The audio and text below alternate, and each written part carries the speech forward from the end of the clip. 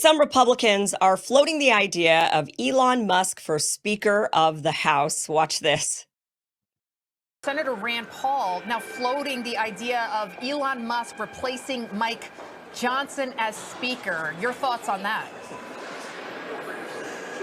Elon Musk is a successful businessman. If he was Speaker, I think he'd do a great job. But it's a different world up here, and I just applaud him for spending his time and effort. And he's a brilliant guy, and that would make it interesting. It certainly would. Congressman Ralph Norman, thank you so much, sir, for joining us. Merry Christmas if I don't see you before that. Okay, so Rand Paul also tweeted about this. He said, the Speaker of the House need not be a member of Congress. Nothing would disrupt the swamp more than electing Elon Musk. Think about it. Nothing's impossible, not to mention the joy at seeing the collective establishment, aka Uniparty, lose their ever-loving minds. So Rand Paul is even floating this idea. Marjorie Taylor Greene, she even put out a poll. So this is like starting to trend. A lot of people are starting to talk about this. So here's Marjorie Taylor Greene. She said, would you support Elon Musk for Speaker of the House? The House controls policy and appropriations and can cut programs, departments, agencies, as well as make new laws like term limits and pass a balanced budget amendment. DOGE, which is the Department of Government Efficiency, could become the legislative branch. And then she has this poll, and look at the answers here. How many people would like to see Elon Musk as Speaker of the House? 82.7% say yes, and 17.3% say no, they would not like to see Elon Musk. But that's an overwhelming majority.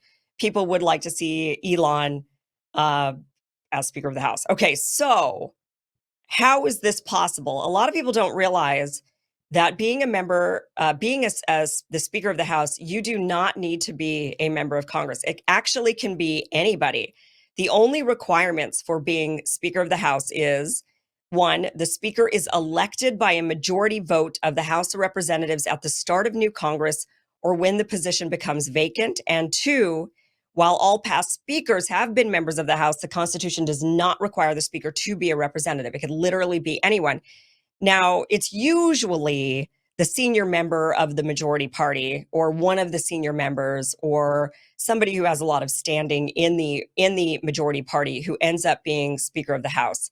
But it could literally be anybody. It could actually be even a member of, let's just say all hell breaks loose. And even though the Republicans have control of the House of Representatives this coming term, they could all decide to vote on, let's say, a Democrat to suddenly be Speaker of the House. They could just get like a wild hair, or they could all be brainwashed and reprogrammed, and they could all just say, Nancy Pelosi, we want Nancy Pelosi, we all want Nancy Pelosi. And she could literally end up being Speaker of the House, even though Democrats don't have control of the House. They could also get together and say, we want to bring back, Liz Cheney. Liz Cheney is going to be Speaker of the House. And Liz Cheney, who's been voted out, she lost her reelection. She could also serve as Speaker of the House. It could literally be anybody. They could be like Arnold Schwarzenegger. We want Arnold Schwarzenegger. You name it. There's been some candidates that have been floated. There was when Trump when he was not president in 2020 is maybe the right way to frame that. I'm not really sure the best way to frame that. But when he ended up not taking office again in 2020, there were some people that floated the idea of Trump coming back and being Speaker of the House. And he could have totally done it. Anybody could be the Speaker. You just have to be voted on. So I don't even actually know if you have to be I would think you'd have to be a citizen of the country. That would make the most sense, right? But I don't think you have to be like a natural born citizen like Elon Musk is not. So he could still be like the president of the United States. You're supposed to be a natural born citizen, although that could be contested in the Supreme Court. But at this point, I don't believe that you have to, I don't know if there's even a citizenship requirement, honestly, on who could be Speaker of the House. I think they could just throw anybody in there as long as they vote and say, yeah, that's who they want. They could have an Israeli, possibly. And that's not as far-fetched, is it? No, it really certainly isn't. The process is for becoming Speaker of the House.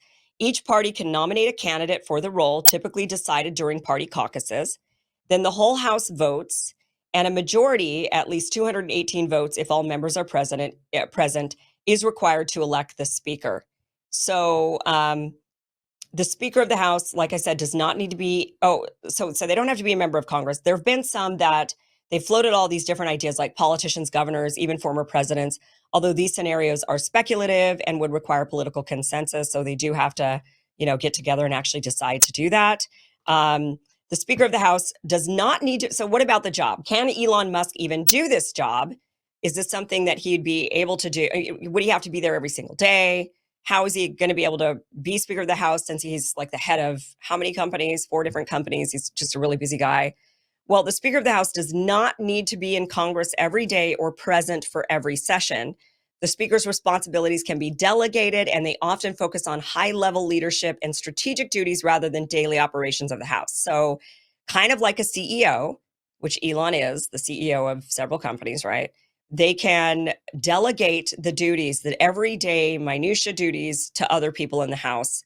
And then they could just show up for the big decisions, the big meetings, the big votes.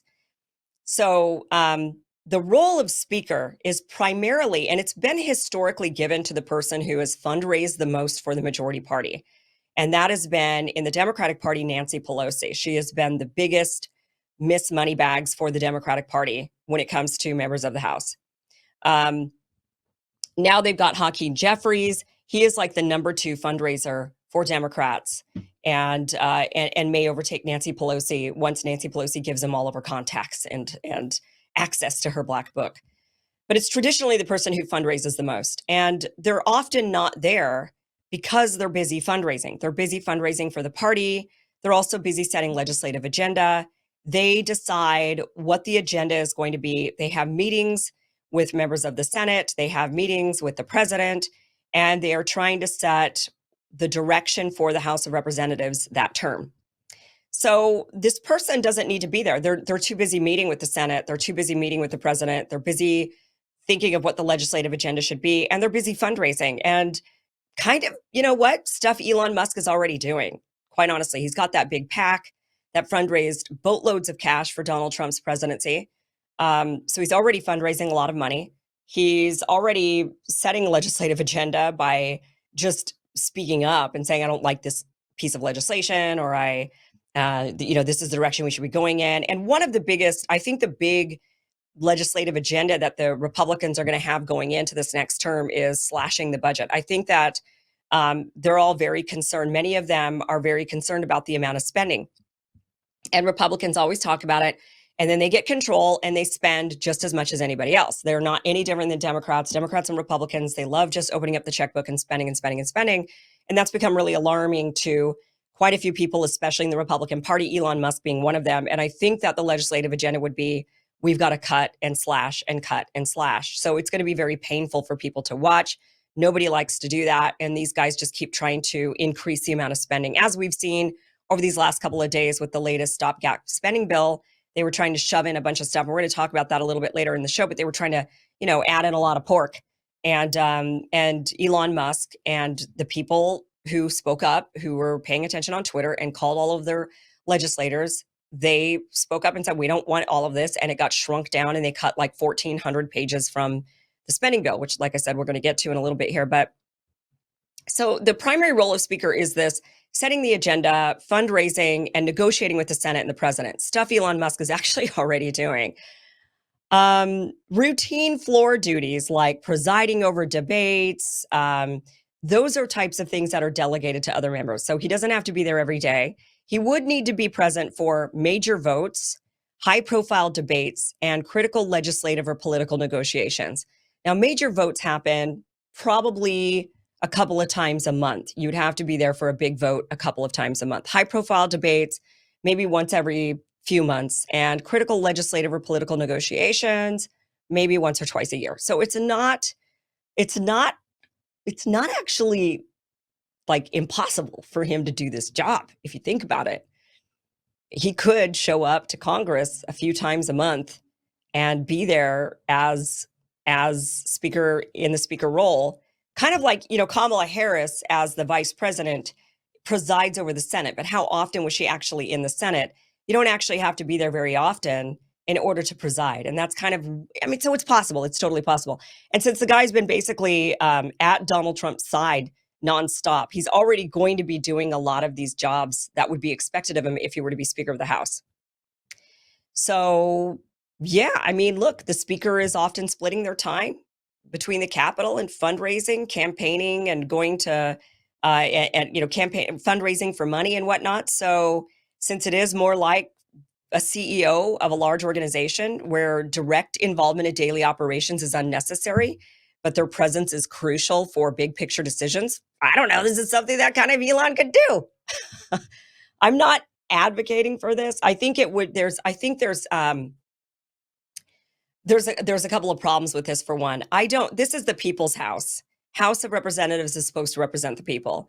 Elon Musk is the richest man in the world. I don't think he represents the people, and I would like to think that there is a better representation of the people that could fill that role.